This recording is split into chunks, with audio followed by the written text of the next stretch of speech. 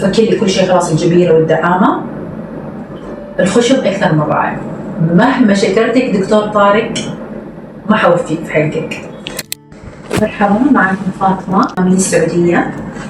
أول شيء أحب أشكر الدكتور طارق زايد، مهما شكرته فهو قليل في حقه، وأشكر الستاف الموجودين معاه صراحة.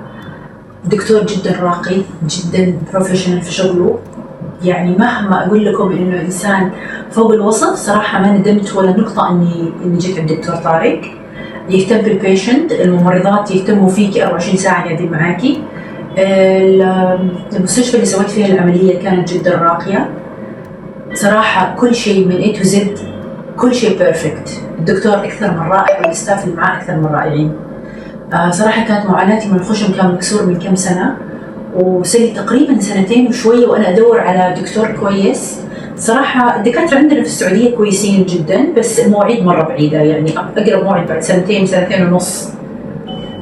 فقررت إني أسويها في مصر. طبعا عملت سيرش مرة كثير، يعني حتى لدرجة إني سألت تشات جي بي تي من أكثر، يعني من أوائل الدكاترة أو تقريبا رقم 2 طلع لي طارق زايد.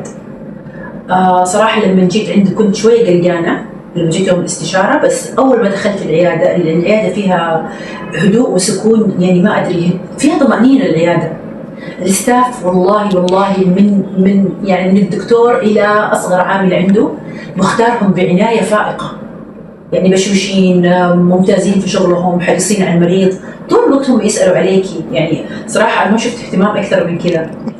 الدكتور اليوم فكر لي كل شيء خلاص، الجبيرة والدعامة.